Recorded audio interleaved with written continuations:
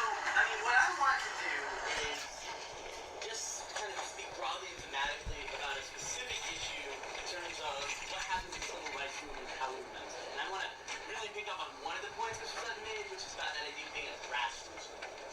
And I think if you look at what historians have talked about in the last 20, 30 years, one of their big points is that they criticize the top-down approach to understanding the movement.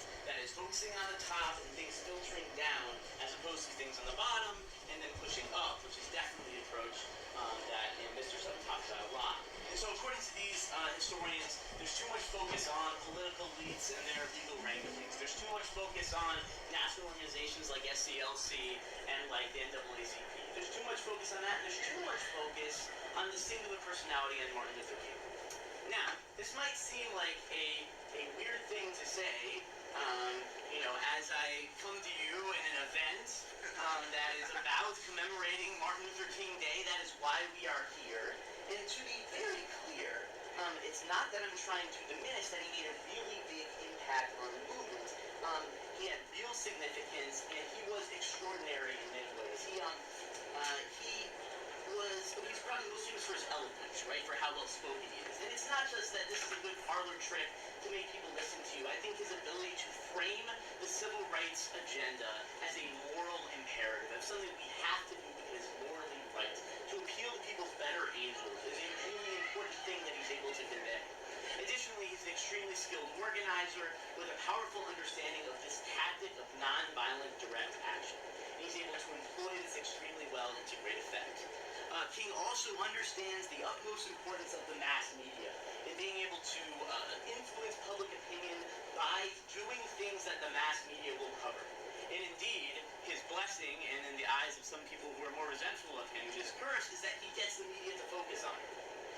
And finally, I just add that he is able to speak to different audiences. He is able to speak to blacks and whites, be able to speak to the powerful and the oppressed.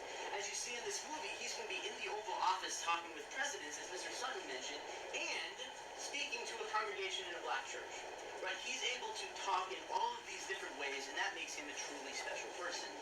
And I admit, if we had to focus on one person for the civil rights movement, Martin Luther King should be that one person. But the issue is, should we focus on one person, this grassroots movement that's built on thousands of people standing up who made it possible for King to become a national hero, right? Perhaps we should focus on the grassroots. And historians who think of it this way often like to quote this quote by Ella Baker, who Mr. Sutton mentioned.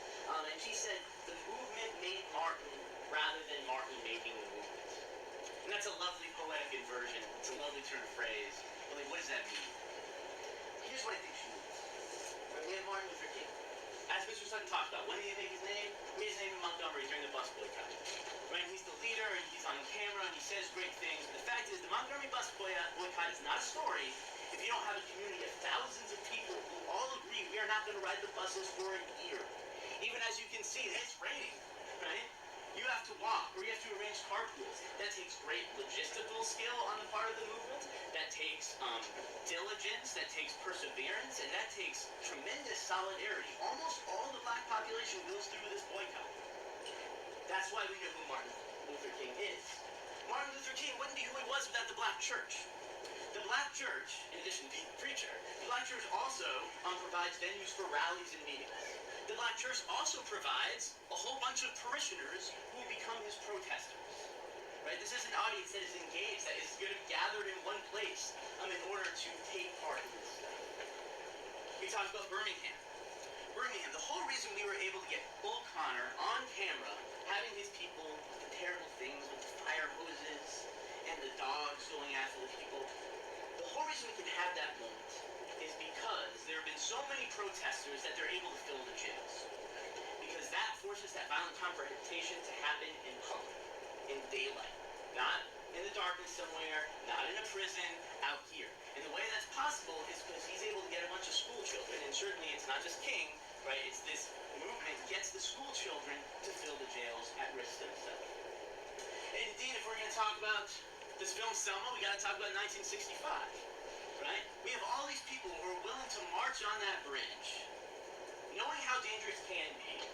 Perhaps as you'll see in the film, not at some point understanding how really dangerous it can be as the tear gas and the batons come out, right?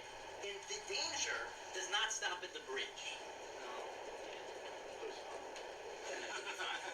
the danger does not stop at the bridge, and I think this is a key point. A lot of these people live in this community.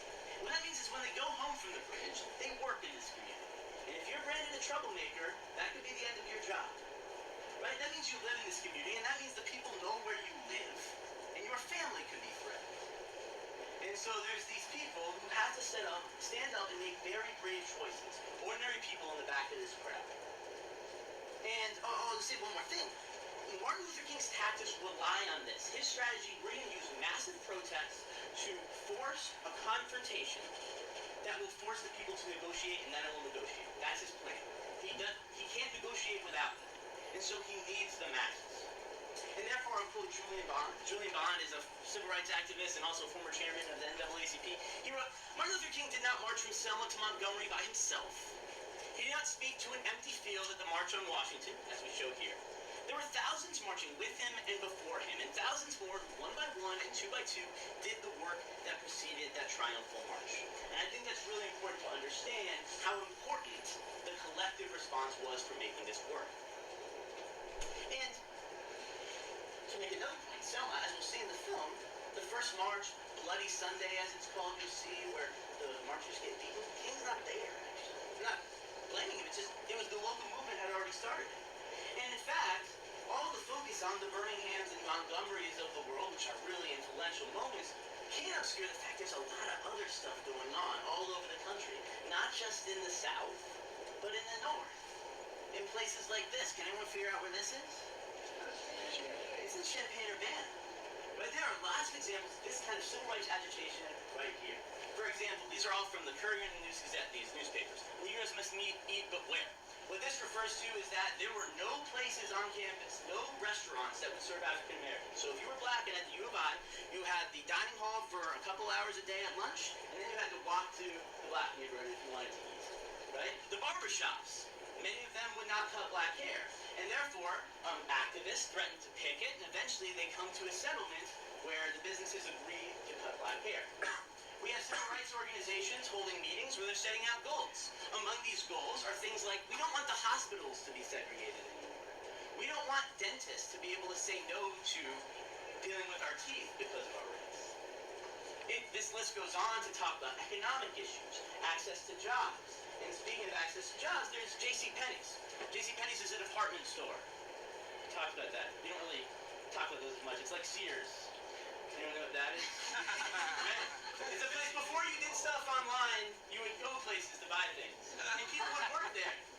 Right? Now the thing is, the only people that JCPenney's hires when they come to town, the only black people they hire, like the custodians. Right? The more high status, high paying jobs on the floor, people aren't getting hired, and so they picket. Like many African Americans across the country, they held economic boycotts. Don't shop where you can't work. As you can see, there's a person out here with a sign. How qualified do we have to be? I'll add one more, housing. One of the big things is community organizations are trying to push the city council. You can't let these various discriminatory real estate policies that basically enforce segregation and make segregation legal. In the 1950s, if you were a black family, you would have to live on the north end of town because you wouldn't get shown other stuff, communities didn't have to sell to you, and this is the other stuff they're fighting against. So I bring up Champaign-Urbana here, not because Champaign-Urbana is this like gem of the civil rights movement, the unsung heroes of civil rights, Urbana. No. My point is Urbana is incredibly known, right? And that across the country in communities where there were significant black populations, both black activists and their white allies rose up and did things to make change occur. So why does this matter?